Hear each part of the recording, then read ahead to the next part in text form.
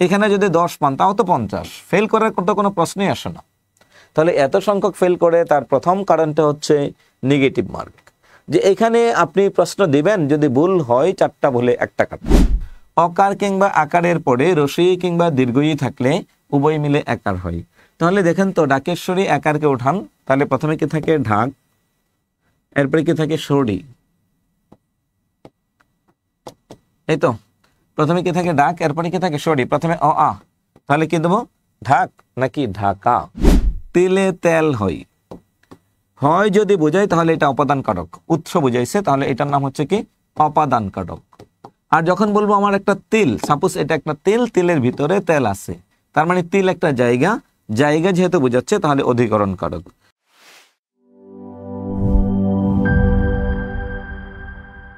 আসসালামু আলাইকুম।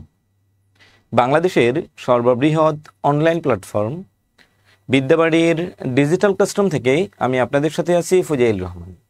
আজকে আমরা আছি 19তম নিবন্ধন প্রস্তুতির জন্য শতভাগ পাশের নিশ্চয়তায় আমাদের বিদ্যাবাড়ি থেকে প্রকাশিত NTRCA এর ডাইজেস্ট প্লাস বই নিয়ে। এই ডাইজেস্ট প্লাস বই থেকে আজকে আমরা বাংলার বাছাইকৃত কিছু প্রশ্ন নিয়ে আসছি, আর আমরা আলোচনা করব যে টোটাল নিবন্ধনে 18তম নিবন্ধনে এই NTRCA এর ডাইজেস্ট প্লাস যে বইটি ছিল আমাদের, এই বইটি থেকে কি পরিমাণ প্রশ্ন আমাদের পরীক্ষায় এসেছে বা আমরা পরীক্ষায় কি পরিমাণ প্রশ্ন কমন পেয়েছি, এই বিষয়টা নিয়ে আমরা একটু বিস্তারিত আলোচনা করব। দেখুন, নিবন্ধন পরীক্ষায় আমাদের টোটাল নাম্বার থেকে 100 নাম্বার, সেটা স্কুল পর্যায়ে 2 হোক, স্কুল পর্যায়ে হোক অথবা কলেজ পর্যায়ে হোক। প্রিলিমিনারি পরীক্ষা মানে এটা একটা বাছাই পরীক্ষা। আপনারা এখানে 23 থেকে 24 লক্ষ ছেলে মেয়ে গত বছর পরীক্ষা দিয়েছেন, প্রায় 24 লক্ষ। আমরা আশাবাদী এই বছর এই সংখ্যাটা আরেকটু বাড়বে।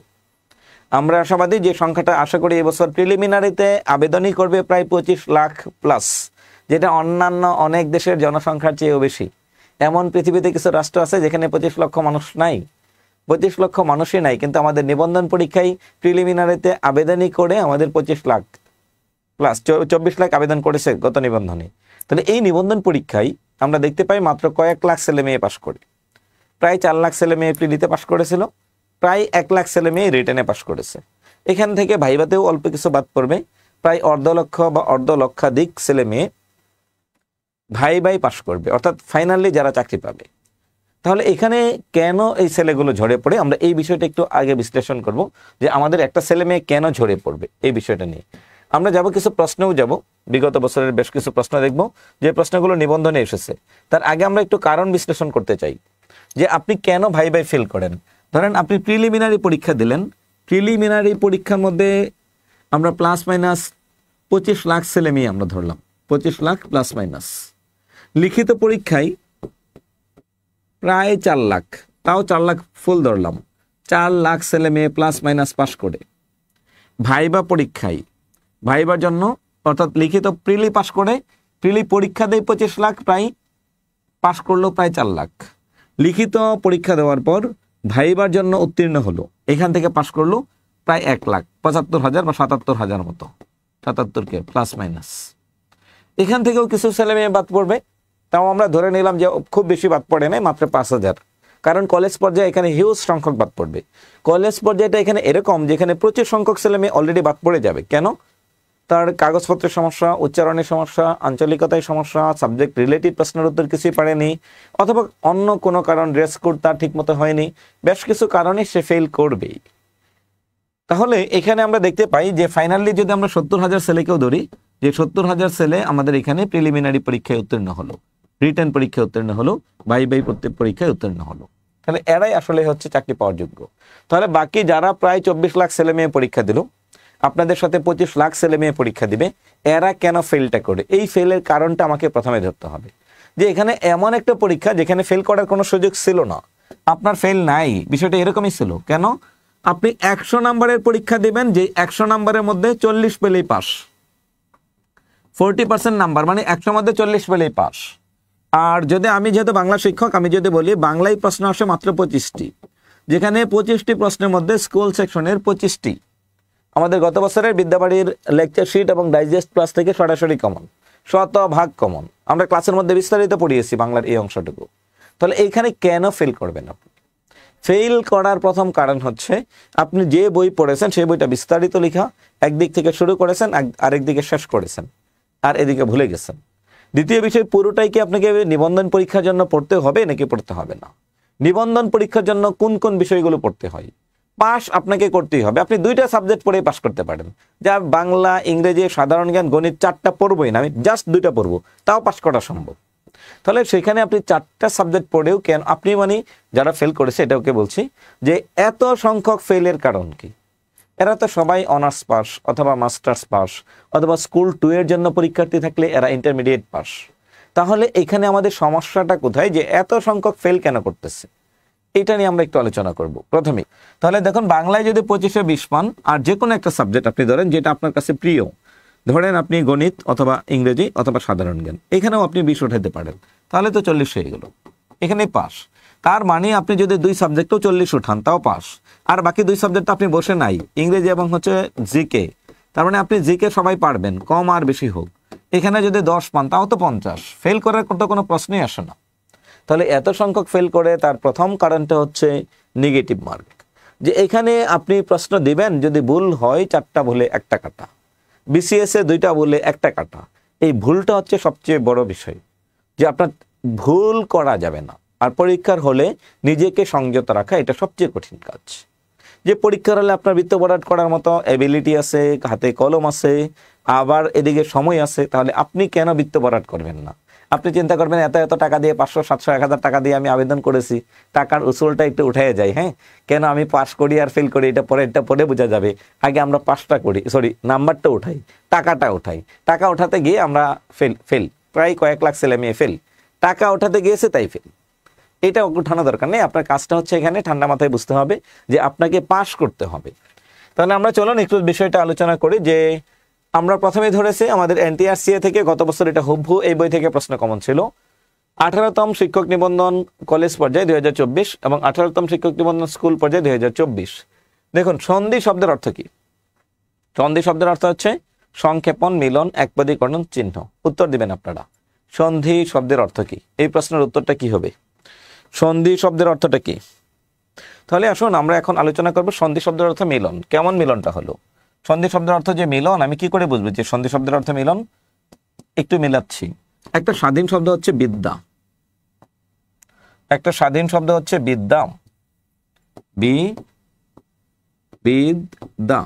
আরেকটা স্বাধীন শব্দ হচ্ছে আলয়। এই দুটো শব্দকে আমি মিলিয়ে দেব, মিলিয়ে দিলে যেটা হয় তার নাম হচ্ছে বিদ্যালয়। এটাই হচ্ছে সন্ধি, মিলানো। বিদ্যালয়, হিম যুগ আলয়, হিমালয়, নবযুগ নবান্ন। তাহলে আপনার কাজ হচ্ছে কি সন্ধি শব্দের অর্থ কি? মিলন। তাহলে প্রশ্নটা যে অনেক কঠিন এসেছে তা না। ঢাকেশ্বরী নিচের কোন নিয়মে হয়েছে? আমরা আমাদের ক্লাসগুলোতে বিস্তারিত এটা ধরে ধরে শিখিয়ে দেই যে সন্ধির বেশ কিছু নিয়ম আছে। এই নিয়মগুলো থেকে কোন কোন নিয়ম থেকে কোন কোন প্রশ্ন এসে থাকে। এখন আসুন, ঢাকেশ্বরী এই শব্দটিকে যদি আমরা বিচ্ছেদ করি তাহলে এটার বিচ্ছেদটা কেমন হবে? এটার একটা সূত্র আছে, সূত্রটা বুঝিয়ে দেবো আমরা আমাদের প্রত্যেকটা ক্লাসে বিস্তারিত ধরে ধরে। আর এখানে আমাদের নিবন্ধন ডাইজেস্ট প্লাস এই বইয়ের মধ্যেও আমরা বিস্তারিত দিয়েছি। যদি কেউ এই বইটাও পড়েন তাহলে আপনার জন্য এটা সহজ হবে যে সন্ধিটা বিস্তারিত বুঝতে পারবেন। এখান থেকে আমরা দেখতে পাই 17তম প্রবাসক নিবন্ধন কলেজ পর্যায়ে 2022 সালে এই প্রশ্ন এসেছে। ঢাকেশ্বরী শব্দের মাঝখানে একটা স্বরধ্বনি আছে একার, একারের একটা সূত্র আছে। কি সূত্র আছে? অকার কিংবা আকারের পরে রসই কিংবা দীর্ঘই থাকলে উভয় মিলে একার হয়। বোর্ড বই দেখবেন, 9-10 বোর্ড বই, আমাদের ডাইজেস্ট প্লাসের মধ্যেও এটা বিস্তারিত আলোচনা আছে। অকার কিংবা আকারের পরে রসই কিংবা দীর্ঘই থাকলে উভয় মিলে একার হয়।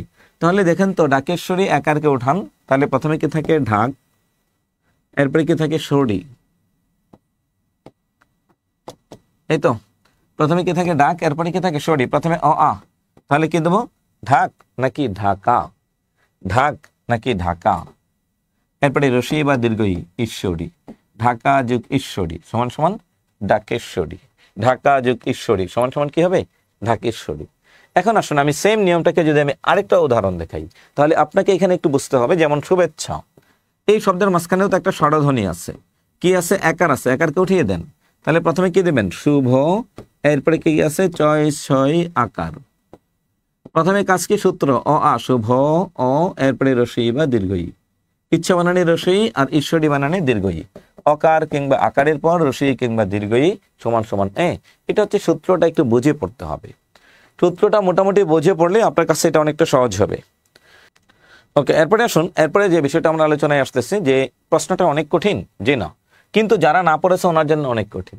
এখানে অ হবে না আ হবে, সবগুলোতে অ আ, রসই দীর্ঘই দীর্ঘই দীর্ঘই দীর্ঘই রসই সমান সমান এ নিয়ে কোনো সমস্যা নাই, এ আছে। তার মানে সূত্রটা এখানে বুঝে পড়তে হবে, না হলে আপনি মুখস্থ বিদ্যা দিয়ে এখানে ভালো করা কঠিন, পারবেন না বললেই চলে। কারণ এটা হচ্ছে বেসিক বুঝার বিষয়। অঙ্ক যদি আপনি সূত্র ছাড়া করতে যান তাহলে অঙ্ক কি হবে? জি না। ঠিক এটাও এরকম যে সূত্র ছাড়া এখানে সন্ধি বোঝা যায় না, যেটা সূত্র ছাড়া বোঝা যায় সেটার নাম নিপাত নিষিদ্ধ। এই বিষয়গুলো আমাদের ডাইজেস্ট ক্লাস বইয়ের মধ্যে বিস্তারিত আলোচনা আছে, আর আমরা আমাদের ক্লাসগুলোতেও একেবারে নিখুঁতভাবে আলোচনা করে থাকি। পরবর্তী অংশে আসুন, নত্যবিধান অনুযায়ী নিচের কোন বানানটি শুদ্ধ? 17তম শিক্ষক নিবন্ধন স্কুল পর্যায়ে 2022 সালে এসেছে। 17তম শিক্ষক নিবন্ধন স্কুল পর্যায়ে 2022। নত্যবিধান অনুযায়ী, নত্যবিধান কি হবে? রে র এর পরে মূর্ধন্য হয়। তাহলে দেখুন আমরা প্রথমে যাচ্ছি, র এর পরে রেফ, রেফ আছে এখানে, রেফ মানে র, রেফের পরে প ফ ব, প বর্গীয় বর্ণ আছে, আকার আছে, হ আছে। তাহলে এখানে কি হওয়ার কথা? এখানে হওয়ার কথা কি পূর্বাহ্ন বানানে হয়ের সাথে পায়ে ধরবে, এই তো হওয়ার কথা। রেফের পরে অপরাহ্ন, মধ্যাহ্ন, নত্য বিধি অনুসারে কোন বানানটি শুদ্ধ? খুব খেয়াল করে দেখুন, নত্য বিধি অনুসারে কোন বানানটি শুদ্ধ হবে?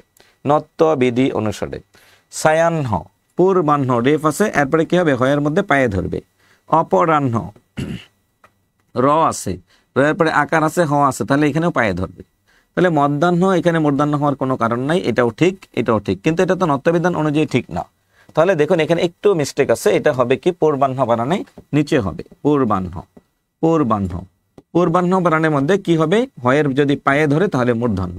রেফের পরে সবসময় কি হবে? হয়ের পায়ে ধরবে। রেফের পরে সবসময় কি হবে? হয়ের পায়ে ধরবে। এরপরে যান, উপসর্গ কোন জাতীয় শব্দাংশ? উপসর্গ যে শব্দটা আছে, এই উপসর্গ যে শব্দগুলো অ, অঘা, অজ, অনা, আ, আর, আন, আব, কদ, কু, নি, পাতি, বি, ভর, রাম, স, সা, সু, হ, প্র, প্রতি, অনু, কম, বে, না, ফার্সি। এরপরে আসুন, এরপরে আম, খাসলা, গড়, বাজে, খয়ের আরবি। এরপরে হাফ ফুল, সাবহেড, এগুলো হচ্ছে কি ইংরেজি। এই উপসর্গগুলো, এই উপসর্গগুলো কোন ধরনের পদ? এটার কোনো পরিবর্তন নাই। আগেও যেরকম ছিল এখনো এরকম আছে, ভবিষ্যতেও এরকম থাকবে। তাহলে যেহেতু এটার কোনো পরিবর্তন নেই, তাই এটাকে বলে হচ্ছে কি অব্যয় পদ। এটার কোনো পরিবর্তন নেই, এটার কোনো পরিবর্তন নেই, তাই এটাকে কি বলে? অব্যয় পদ। উপসর্গগুলো যত উপসর্গ আছে সব অব্যয়। আর কোনো শব্দের মধ্যে যদি এই অব্যয় শব্দ প্রথমে আসে, সমাসের ক্ষেত্রে সেটাকে বলে অব্যয়ীভাব সমাস। উপসর্গগুলো ভালো করে পড়লে বেশ কয়েকটা অংশ থেকে আপনি ফ্লেভার পাবেন। যে প্রশ্ন যেভাবেই আসুক, একটা অধ্যায় যদি ভালো করে পড়েন, এই অধ্যায়ে প্রশ্ন না আসে, যদি অন্য কোনো অধ্যায় থেকেও প্রশ্ন আসে, সেটাও ভালো করা সম্ভব। তাহলে আমরা আজকে বলতেছিলাম যে আমাদের এনটিআরসি ডাইজেস্ট প্লাস যে বইটা আছে, অর্থাৎ আমাদের নতুন সংস্করণে যে বইটা করা হয়েছে, এই বইটা হচ্ছে সর্বশেষ পেজ। টোটাল পেজের সংখ্যা হচ্ছে 904টি পেজ আছে এখানে।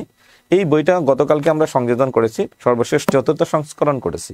এই বইয়ের প্রথম পেজের মধ্যে লেখা আছে যে আপনার এই বইটা যারা বাসায় বসে পড়তে চান, যারা বাসায় বসে প্রিলিমিনারি পরীক্ষার জন্য প্রিপারেশন নিতে চান, যেমন কোচিং করা দরকার নেই অথবা আমি আগে থেকে পড়েছি, তাদের জন্য এই বইটা কেন গুরুত্বপূর্ণ। এখানে আমরা প্রথমে যদি আসি 18তম নিবন্ধন পরীক্ষার লিখিত প্রশ্ন সংযোজন। এখানে সকল সাবজেক্টে যত লিখিত পরীক্ষা আছে সবগুলো হয়েছে। পদার্থবিজ্ঞান আছে, বাংলা আছে, ইংরেজি আছে, এরপরে কি আছে? আরবি আছে, ইসলাম শিক্ষা আছে, ইসলামিক হিস্ট্রি অ্যান্ড কালচার আছে, সমাজবিজ্ঞান আছে, স্কুল এবং কলেজ আছে, building maintenance and civil construction, trade instructor আছে। অর্থাৎ এই প্রশ্নগুলো আপনি একটা মোটামুটি বেসিক ধারণা পাবেন। রিটেনের অংশ, ভাইবার জন্য কিছু রিয়েল ভাইবা দিয়ে আছে, বাংলার জন্য ভাইবা আছে, ইংরেজির জন্য কিছু রিয়েল ভাইবা, মক ভাইবা যেটাকে বলে, এরপরে বিজ্ঞানের জন্য আছে, এরপরে হচ্ছে ব্যবসায় শিক্ষার জন্য রয়েছে। আবার দেখুন এখানে আপনাকে প্রশ্নের উত্তরগুলো দেওয়ার জন্য, যে আপনার পরীক্ষা শেষ হলে যে আপনাকে OMR একটা মেশিন, একটা প্রশ্ন দেওয়া হয়, প্রশ্নের উত্তরটা যে OMR শিটে দেবেন, এটাও এখানে সংযোজন করা হয়েছে। যে আপনি চাইলে এখান থেকে আপনি আগে থেকে প্র্যাকটিস করতে পারেন অথবা মক টেস্ট দিতে পারেন। আর সবচেয়ে গুরুত্বপূর্ণ বিষয় হচ্ছে এখানে আপনি এটা শুরু করে দেখবেন 1400 MCQ দেয়া আছে, যেটা হচ্ছে বিগত বছরের BCS এর প্রশ্ন।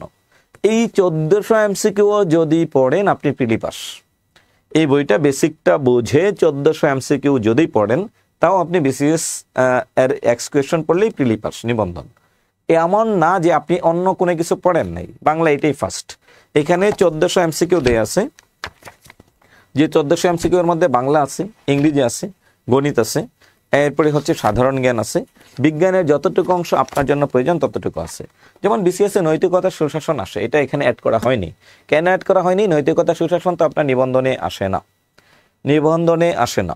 এখন ধরেন আপনার দরকার হচ্ছে মানসিক দক্ষতা, নিবন্ধনে আসে স্যার, এটা তো আমি পড়বো না। ইংরেজি সাহিত্য বিসিএস অনেক ডিপ প্রশ্ন আসে, এখানে সবগুলো নেই, তবে যেগুলো আসার মতো এখান থেকে বেশ কিছু আলোচনা রয়েছে। বাংলা, সাধারণ জ্ঞান, গণিত সকল বিষয়ের বিসিএস এর প্রশ্নগুলো এনটিআরসিএ এর সিলেবাসের সাথে সামঞ্জস্য করে বিসিএস এর কোয়েশ্চেনগুলো এখানে দেয়া আছে। সাম্প্রতিক প্রশ্ন সহ 6 সেট মডেল প্রশ্ন দেওয়া আছে এখানে। আবার দেখুন, যারা বলেন, অনেকে আমাদের ক্লাসে বলে থাকেন যে স্যার আমি পড়ি কিন্তু মনে থাকে না, ওনাদের জন্য 2টা রুটিনও দেওয়া আছে যে আপনারা কেমনে পড়তে চান। একটা হচ্ছে চাকরিজীবী অথবা হচ্ছে হাউস ওয়াইফ যারা আছেন ওনাদের জন্য রুটিন করে দেওয়া আছে, অথবা যারা সাধারণ শিক্ষার্থী ওনাদের জন্য আছে।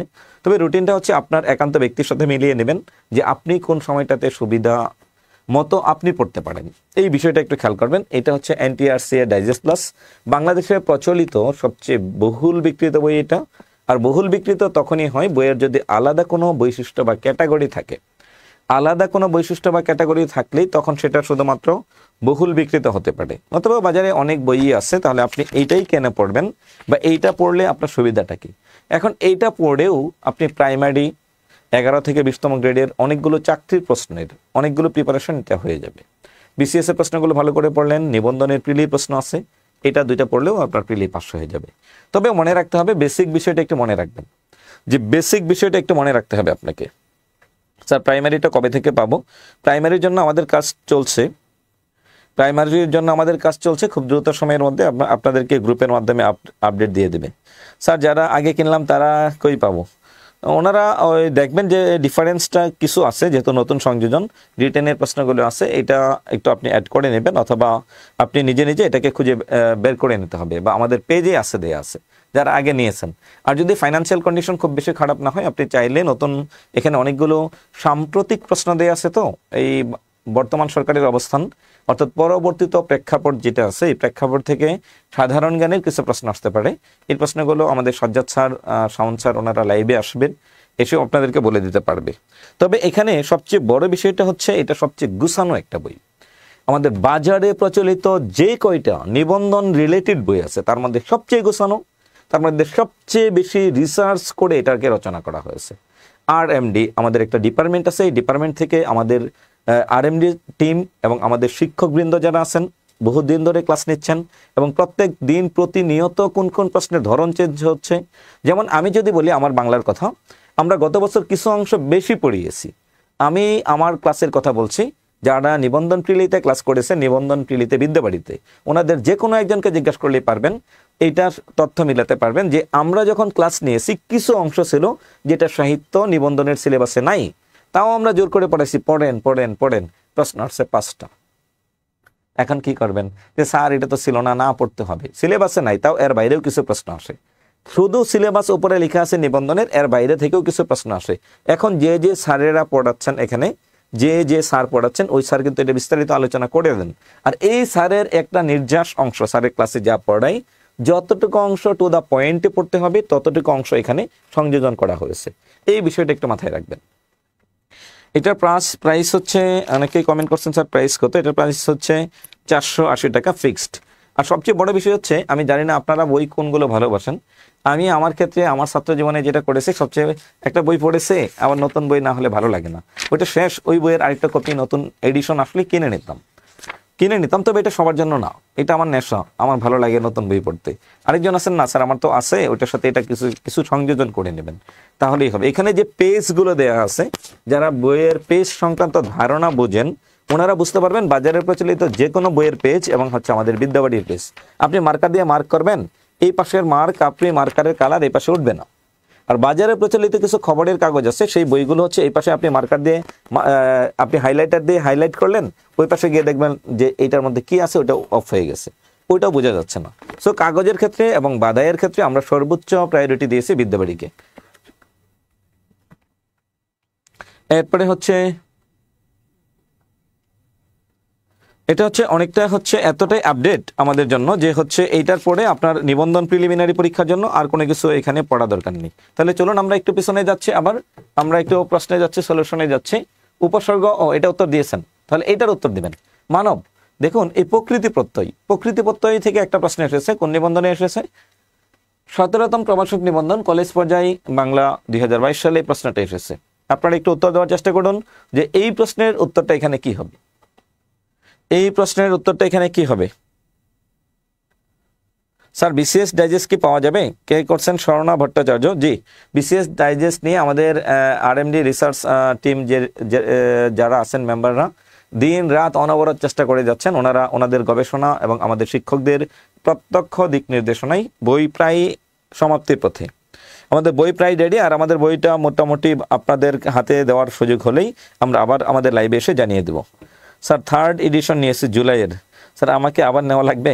যে জুলাইয়ে যেহেতু নিয়েছেন তাহলে কিছু সংযোজন হয়েছে, ওইটাকে কালেক্ট করার চেষ্টা করবেন, যেহেতু জুলাই আপনি নিয়েছেন।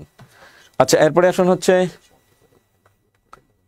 আচ্ছা তবে যারা হচ্ছে জুলাইয়ে নিয়েছেন, 2য় বা 3য় এডিশন নিয়েছেন, ওনাদের জন্য আমাদের এই বইটার পিছনে একটা হচ্ছে কি আছে, কিউআর কোড আছে। কিউআর কোড যেটা, এই কিউআর কোডটা স্ক্যান করবেন মোবাইলে, তাহলে নতুন তথ্য, আপডেট তথ্য পুরোটা পেয়ে যাবেন। কিউআর কোড যেটা আছে আমাদের বইয়ের লাস্ট পেজে। যারা বারবার বলতেছেন যে স্যার আমরা একবার তো নিয়েছি, তাহলে আমাদের জন্য কি এখন আপনার আবার বই কিনতে হবে? জি না, জুলাইয়ে বই কিনেছেন তাহলে আবার কিনবেন কেন? তাহলে আপনি কিউআর কোডটা স্ক্যান করলে আপনি এই নতুন আপডেট যে তথ্যগুলো আছে এটা পেয়ে যাবেন কিউআর কোডের ক্ষেত্রে। এর পরবর্তী অংশে আসুন যে স্যার আপনার ক্লাস অনেক ভালো লাগে, অসাধারণ ক্লাস নেন আপনি, কিন্তু ভর্তি হলে আপনার ক্লাস পাওয়া যায় না। কে বলছে পাওয়া যায় না? হয়তো মাত্র ক্লাস শেষ করে এখানে ঢুকলাম। আমি মাত্র আমার অফিসিয়াল ক্লাস শেষ করে, আমাদের রেগুলার বেচের ক্লাস শেষ করে এখানে ঢুকেছি, এবং এরপরেও বিকাল 3টা থেকে রাত ননস্টপ 12টা পর্যন্ত ক্লাস চলবে। অবশ্যই ক্লাস চলবে, তবে ক্লাস চলছে। স্যার বইটা নিয়েছি কি হবে? আমি জুলাই মাসেরটা নিয়েছি, যে হবে।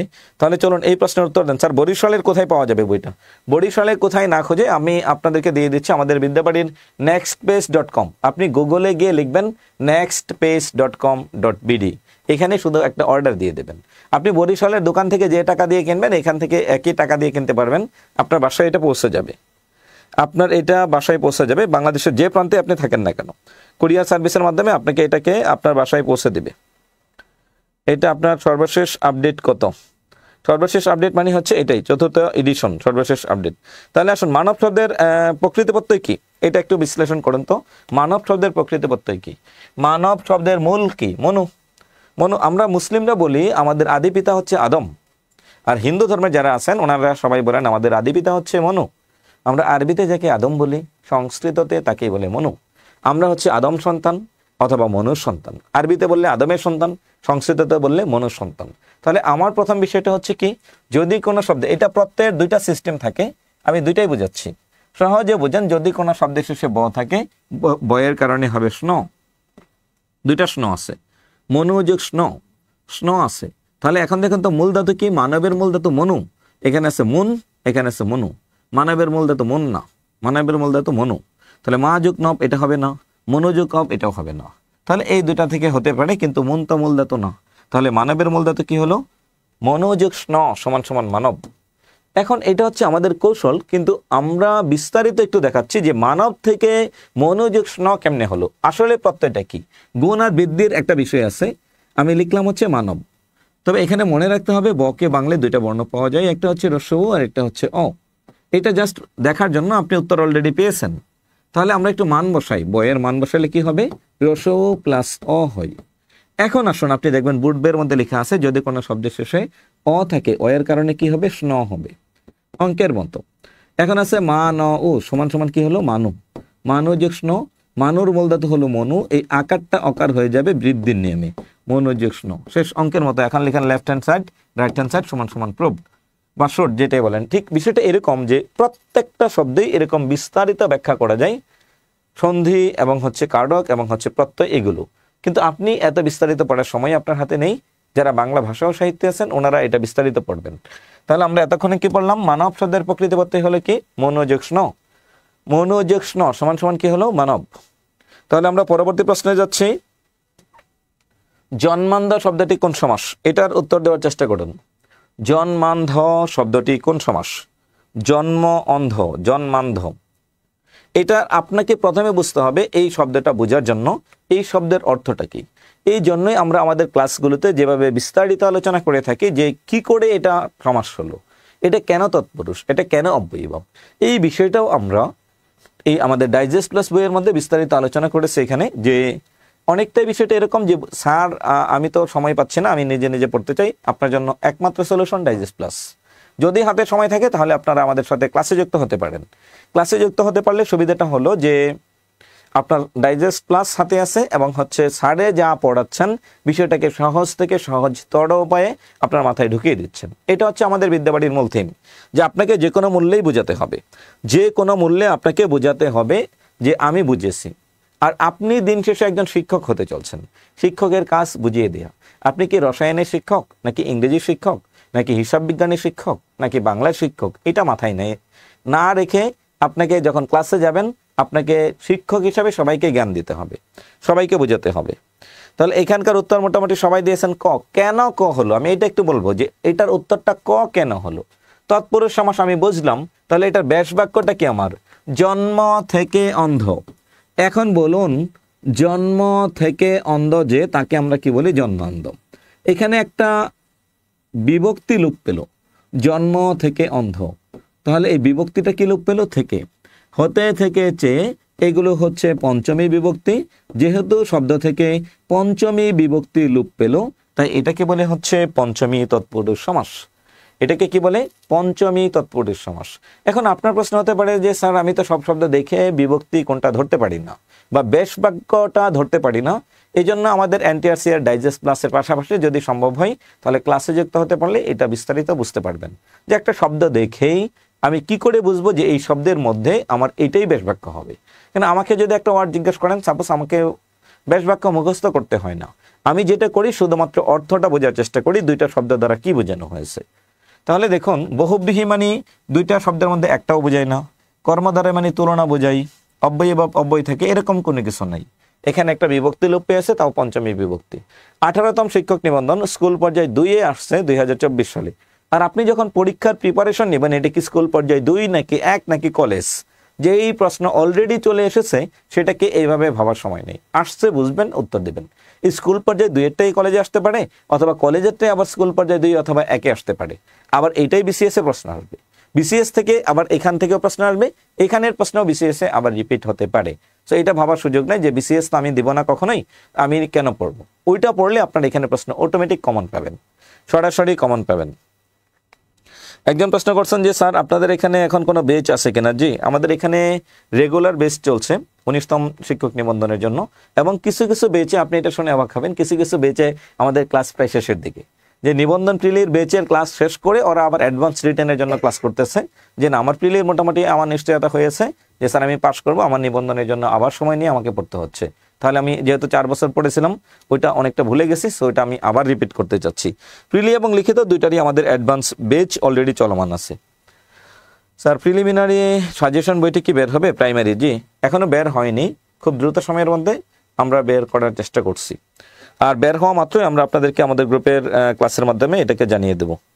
আচ্ছা, এরপরে আসুন, এরপরে যাবেন হচ্ছে তিলে তেল আছে 18তম শিক্ষক নিবন্ধন স্কুল পর্যায়ে 2 2024 সাল। তিলে তেল আছে, এটা কোন কারক? তিলে তেল আছে। অথবা যদি আমি এরকমও আসতে পারতো, এটা আগে একবার এসেছে, তিলে তেল হয় যদি বোঝাই তাহলে এটা অপাদান কারক, উৎস বুঝাইছে, তাহলে এটার নাম হচ্ছে কি? অপাদান কারক। আর যখন বলবো আমার একটা তিল, সাপোজ এটা একটা তিল, তিলের ভিতরে তেল আছে, তার মানে তিল একটা জায়গা, জায়গা যেহেতু বোঝাচ্ছে তাহলে অধিকরণ কারক। অধিকরণ দুইটা আছে, তাহলে আমাকে বিভক্তিও দেখতে হবে। মূল শব্দটা হচ্ছে তিল, অতিরিক্ত আছে এ অন্তস্ন অ তয়ে কাটতে, এটা হচ্ছে সপ্তমী বিভক্তি। তাহলে তিলে তেল আছে এটাকে বলে হচ্ছে কি? অধিকরণে সপ্তমী। তিলে তেল আছে এই বিভক্তিটাকে বলে হচ্ছে কি? অধিকরণে সপ্তমী বিভক্তি। কেন এটাকে অধিকরণ কারক বলা হয়? যে একটা স্থান বোঝাচ্ছে, আর সপ্তমী বিভক্তি হচ্ছে এ অন্তস্ন অ তয় একারতে, তার মধ্যে থেকে এ আছে, তাই এটার নাম হচ্ছে অধিকরণে সপ্তমী। বাংলা ভাষায় জ্যোতি বা স্যার চিহ্ন মোট কয়টি? এটা নিয়ে আমি অনেকগুলো ক্লাসেই আপনাদেরকে দেখছি, স্যার 14টি, স্যার 16টি, স্যার 100টি, স্যার 500টি, হ্যাঁ এরকম করলে হবে না। একেবারে একজাক্টলি যদি বলেন, আমরা 9-10-এর পুরাতন বোর্ড বইকে কেন্দ্র করে আমাদের এনটিআরসিআই ডাইজেস্ট প্লাস সাজিয়েছি। এই এনটিআরসিআই ডাইজেস্ট প্লাস সম্পূর্ণ পুরাতন ব্যাকরণ বোর্ড বইয়ের আঙ্গিকে এবং নতুন ব্যাকরণ থেকে যতটুকু অংশ সংযোজন করা প্রয়োজন আমরা মনে করেছি ঠিক ততটুকুই করে দিয়েছি। তার মানে আপনি ওই 9-10-এর বোর্ড বইয়ের ফিলিংসটা এখানে আমাদের এই বই থেকে পেতে যাচ্ছেন। হৃদয় চন্দ্র দেব, বিদ্যাবাড়ি সবকিছু বেস্ট, থ্যাংক ইউ হৃদয়। আমরা আপনাদের জন্য সর্বোচ্চটুকু দেওয়ার চেষ্টা করি, সেটা আমাদের ক্লাসের ভিতরে হোক অথবা বাহিরে হোক, সেটা আমাদের বইয়ের মাধ্যমে হোক অথবা অন্য কোনো সার্ভিসের মাধ্যমে হোক। যে আমরা আপনাকে সাপোজ ওকে থ্যাংক ইউ 12টি দিয়েছেন। ওকে, জ্যোতিচিহ্নের সংখ্যা কয়টি? 12টি। এই জ্যোতিচিহ্ন নিয়ে বেশ কিছু প্রশ্ন আছে, যে এখানে অধ্যায়টা মাত্র 2 পেজের একটা অধ্যায়, কিন্তু যদি আপনি মোটামুটি বুঝে পড়েন এক এক সময় এক একটা প্রশ্ন আসে যেন আপনি উত্তরটা দিতে পারেন। এটা আমাদের এই ডাইজেস্ট প্লাসের মধ্যে বিস্তারিত আলোচনা রয়েছে। এবং এই প্রশ্নটা গত প্রথম এডিশন যেটা ছিল, প্রথম যে এডিশন ছিল সেখান থেকে সরাসরি প্রশ্ন কমন এসেছে। 24-এর প্রথম এডিশন থেকে সরাসরি প্রশ্ন কমন, যে কয়টা বাংলা প্রশ্ন এসেছে সবগুলোই কমন ছিল। তবে আমরা আশাবাদী গত বছরের চেয়ে এই বছরে আমরা বেশ কিছু পৃষ্ঠা সংযোজন করেছি, বেশ কিছু প্রশ্ন আমরা সংযোজন করেছি, যেন এই বছর প্রশ্ন কঠিন হলেও আমাদের এখান থেকে যেন শতভাগ আমাদের কমনের একটা নিশ্চয়তা আমরা দিতে পারি। আমাদের শিক্ষার্থীরা যেন এই বই পড়ার পরে কেউ যেন হতাশ না হয়। এই অংশটুকু করতে গিয়ে আমরা আমাদের সর্বোচ্চটুকু দেওয়ার চেষ্টা করেছি এই ডাইজেস্ট প্লাস বইয়ের মধ্যে। তাহলে আমরা কি পেলাম? 12টি। Thank you. বাংলা ভাষার আদি নিদর্শন কোনটি? 18তম শিক্ষক নিবন্ধন কলেজ পর্যায়ে 2024। উত্তর দেন।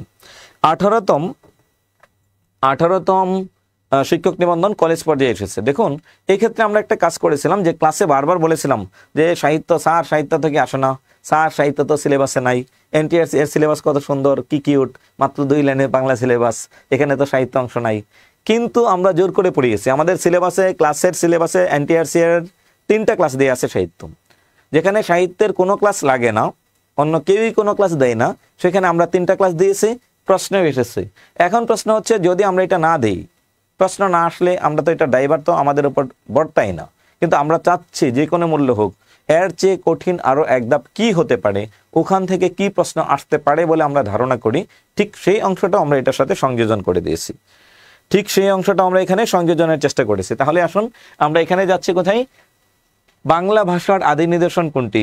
অন্নদামঙ্গল কাব্য, বঙ্গবাণী, শ্রীকৃষ্ণ কীর্তন কাব্য, চর্যাপদ। এগুলো দুইটা হচ্ছে 2 ধরনের আদি। আমরা জানি বাংলা সাহিত্যের আদিকাল বা প্রাচীন যুগ হচ্ছে 650 থেকে 1200 সাল।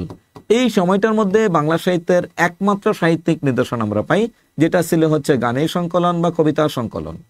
1201 থেকে 1800 সাল এই সময়ের মধ্যে আমরা একটা অংশ পাই, তার নাম হচ্ছে মধ্যযুগ।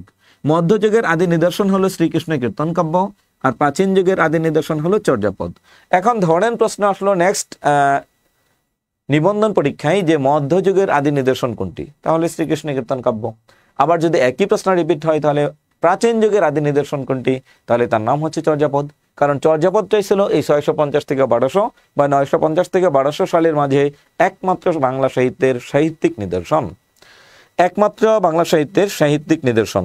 স্যার আবার বলছি, বিরক্ত হেন না, নতুন এডিশনের বইয়ে কিউআর স্ক্যান করে যেগুলো আপডেট তথ্য পাচ্ছি সেগুলো 3rd এডিশনে যোগ করলেই হয়ে যাবে। রোমানা হাসান, জি হয়ে যাবে। আপনি এটাকে কিউআর কোডটাকে একটু ভালো করে দেখে নেবেন। তাহলে আমরা এখানে উত্তর পাচ্ছি কি? চর্যাপদ, 18তম শিক্ষক নিবন্ধন। আবার দেখুন একই পরীক্ষায় আরেকটা প্রশ্ন আসছে, মধ্যযুগের সর্বশেষ কবিকে? 1201 থেকে 1800 সাল, এই সময়টা হচ্ছে বাংলা সাহিত্যের মধ্যযুগ। 1201 থেকে 1800 সাল, এই সময়টাকে আমরা বলি কি? বাংলা সাহিত্যের মধ্যযুগ। বাংলা সাহিত্যের মধ্যযুগের বেশ কিছু নিদর্শন আছে। বাংলা সাহিত্যের মধ্যযুগের শুরুতেই প্রথম 150 বছর, 1201 থেকে 1350, এই সময়টাকে বলা হয় বাংলা সাহিত্যের অন্ধকার যুগ অথবা বন্ধা যুগ, অন্ধকার যুগ অথবা বন্ধা যুগ। এরপরে শুরু হলো শ্রীকৃষ্ণ কীর্তন কাব্য, বৈষ্ণব পদাবলী, মঙ্গল কাব্য। এই মঙ্গল কাব্য শুরু হলো প্রায় কয়েক শত বছর ধরে প্রচলিত ছিল মঙ্গল কাব্য। মঙ্গল কাব্যের পরে ছিল এখানে বৈষ্ণব পদাবলী, এটা হচ্ছে বাংলা সাহিত্যের মধ্যযুগের শ্রেষ্ঠ নিদর্শন। আর আদি নিদর্শন শ্রীকৃষ্ণ কীর্তন। এরপরে শুরু হলো জীবনী সাহিত্য, শ্রী চৈতন্য দেব এর জীবনকে কেন্দ্র করে জীবনী সাহিত্য শুরু হলো। এরপরে শুরু হলো অনুবাদ সাহিত্য, রামায়ণ, সপ্তকাণ্ডে রচিত বাল্মীকি দস্যু রত্নাকর থেকে সে বাল্মীকি হয়ে রচনা করলেন রামায়ণের মতো গ্রন্থ। এরপরে রচনা করা হলো মহাভারত, ভাগবত, সংস্কৃত ধর্ম, সংস্কৃত থেকে। হিন্দি থেকে করা হলো হচ্ছে বেশ কিছু গ্রন্থের অনুবাদ। লাল্লুজির রচিত হচ্ছে বেতাল পঞ্চবিংশতি। এরপরে আসুন হচ্ছে মৈনাসত, আলাউল সহ পদ্মাবতী পদুমাবত থেকে, ইউসুফ জুলেখা ফার্সি থেকে, লাইলি ও মাজনুন ফার্সি থেকে। এরপরে শুরু হলো লোকসাহিত্য। লোকসাহিত্য একদিকে শেষ হলো, আরেকদিকে মঙ্গল যুগের সর্বশেষ কবি ভারতচন্দ্র রায়গুণাকর। মঙ্গল যুগের কি বলছে, মধ্যযুগের শেষ কবিকে ভারতচন্দ্র রায়গুণাকর। নাম ভারতচন্দ্র, তার উপাধি হচ্ছে রায়গুণাকর। ভারতচন্দ্র রায়গুণাকর 1760 খ্রিস্টাব্দে মৃত্যুবরণ করেন। তাহলে দেখুন, বাংলা সাহিত্যের মধ্যযুগের সর্বশেষ কবির নাম ভারতচন্দ্র রায়গুণাকর। আরেকটু বলে রাখি, যখনই ভারতচন্দ্র রায়গুণাকর মারা গেলেন তখনই বাংলা সাহিত্যের মধ্যযুগের সমাপ্তি হলো। আর এদিকে দেখুন 1860 সাল পর্যন্ত এই সময়টাকে বলা হয় আরেকটা যুগ, তাকে বলে যুগ সন্ধিক্ষণ অথবা সন্ধি যুগ বলা হয়। যুগ সন্ধিক্ষণ অথবা সন্ধি যুগ বলা হয় এই সময়টাকে। অলরেডি অনেকে উত্তর দেওয়ার চেষ্টা করেছেন, বাকিরা যারা এখনো এটার উত্তর দেন নাই তাহলে তো উত্তর শুনেই গেছেন, তাও উত্তর লিখেন, কমেন্টে একটু উত্তরটা লিখেন যেন আমি বুঝতে পারি আপনার মাথায় যেন এটা কাজ করে, এটার উত্তরটা কি। তাহলে বাংলা সাহিত্যের মধ্যযুগের সর্বশেষ কবি, তার নাম হচ্ছে ভারতচন্দ্র রায়গুণাকর। বাংলা সাহিত্যের মধ্যযুগের সর্বশ্রেষ্ঠ কবি ভারতচন্দ্র রায়গুণাকর। তার কিছু বিখ্যাত উক্তি রয়েছে। আমার সন্তান যেন থাকে দুধে ভাতে, মন্ত্রের সাধন কিংবা শরীর পতন, বড়র পিরিতি বালির বাঁধ, ক্ষণেকে হাতে দড়ি ক্ষণেকে চাঁদ সহ বেশ কিছু বিখ্যাত উক্তি রয়েছে। এই হচ্ছে আমাদের ভারতচন্দ্র রায়গুণাকর। সুপ্রিয় শিক্ষার্থীবৃন্দ, এই এনটিআরসি-এর ডাইজেস্ট প্লাস বইটি অর্ডার করার জন্য বা হাতে পাওয়ার জন্য এখন থেকে আর কোনো ফোন নাম্বারে যোগাযোগ করার কোনো প্রয়োজন নেই। আমাদের বিদ্যাবাড়ির নতুন সংযোজন, আমাদের একটা অঙ্গ সংগঠন, সেটা হচ্ছে nextpage.com। বইটি ভিজিট করতে, আপনি বইটা সংক্রান্ত যে কোনো তথ্য জানতে, আপনি শুধুমাত্র আপনার গুগল ফর্ম, আপনি গুগলে গিয়ে মোবাইলে আপনি শুধুমাত্র যে কোনো ব্রাউজার থেকে, গুগল অথবা অন্য যে কোনো ব্রাউজার থেকে nextpage.com.bd nextpage.com.bd যদি আপনি লিখতে পারেন তাহলে দেখবেন এখানে আমাদের অনেকগুলো বইয়ের নাম চলে আসছে। শুধু এটাই না, আমাদের এর বাইরে আপনি বাজারে প্রচলিত যে কোনো বই প্রয়োজন, আপনার বাজারে প্রচলিত যে কোনো একটা বই প্রয়োজন, অর্ডার করতে পারছেন না, আপনি ঢাকার বাইরে থাকেন অথবা প্রত্যন্ত কোনো অঞ্চলে থাকেন, সেইটার জন্য আপনি চাইলে আমাদের এই nextpage.com, এখানে শুধু দেখবেন বইয়ের মধ্যে হচ্ছে এখানে একটা রিজনেবল প্রাইস দেওয়া থাকবে, এখানে শুধুমাত্র একটা ক্লিক করলেই আপনার অর্ডার কনফার্ম হয়ে যাবে। তাহলে আমাদের nextpage.com, এখানে আপনি অর্ডার করলেই আমাদের এই এনটিআরসি-এর ডাইজেস্ট প্লাস বইটা পেয়ে যাচ্ছেন। আপনি কেন আমাদের এই লাস্ট সংযোজনের মধ্যে অতিরিক্ত অংশ কি কি সংযোজন করা হয়েছে আমি আরেকটু বলে দিচ্ছি। প্রিলিমিনারির প্রশ্ন অ্যানালাইসিস এবং বিশ্লেষণ বিস্তারিত ব্যাখ্যা, বিসিএস এর প্রশ্নগুলো সংযোজন, এখানে দেয়া আছে প্রিলির সম্পূর্ণ আয়োজন এবং হচ্ছে বিসিএস লিখিতর সাবজেক্ট ভিত্তিক প্রশ্ন দেয়া আছে এখানে, এবং রিয়েল মডেল টেস্ট বা মক ভাইবার কিছু এখানে উদাহরণ দেয়া আছে যে মক ভাইবা কেমন হয়। তার মানে পুরো নিবন্ধন প্রক্রিয়া যা যা প্রয়োজন এখানে আপনার সব কিছু দেয়া আছে। আপনি আবার পড়ালেখা শেষ করে যেন হচ্ছে মক টেস্ট দিতে পারেন, এরকম এখানে ওএমআর শিটকে সংযোজন করা হয়েছে, ওএমআর শিট সংযোজন করা হয়েছে এখানে। সাম্প্রতিক প্রশ্নসহ 6 সেট মডেল টেস্ট এখানে দেয়া হয়েছে। যে সাম্প্রতিকের জন্য কারেন্ট অ্যাফেয়ার্স কিনবেন প্রত্যেক মাসে মাসে, এটা আপাতত দরকার নেই, আপনার নিবন্ধনে আসার মতো যা যা আছে সবকিছু এখানে দেয়া আছে। এরপরে আসলে হচ্ছে সাধারণ শিক্ষার্থী এবং চাকরিজীবী কে কোন অংশ ফলো করে পড়ালেখা করলে আপনার একটা চাকরি মোটামুটি প্রিলি নিশ্চিত হবে, এটা নিয়ে এখানে দুইটা রুটিনে করে দেয়া আছে। এটাকে আপনি চাইলে একটু সংযোজন বিয়োজন করে অথবা এটাকে সরাসরি ফলো করতে পারেন। 50 দিনে বইটি শেষ করার স্পেশাল রুটিন সংযোজন। পড়তে ভালো লাগে না, কিছু পড়ি ভুলে যাই, 2 দিন পড়লে আর 2 দিন পড়তে মন চায় না, হ্যাঁ, এরকম যারা আছেন ওনাদের জন্য এখানে লেখা আছে 50 দিন, প্রথম 10 দিন এটা, পরের 10 দিন এটা, তারপরের 10 দিন এটা, তারপরের 10 দিন এটা। এটা হলে আপনার একটা ইন্সপাইরেশন, মানে আপনার একজন গৃহ শিক্ষকের কাজ করবে যে আমার প্রথম 10 দিনে এটা শেষ করতেই হবে, নাহলে তো আমি 50 দিনে শেষ করতে পারতেছি না।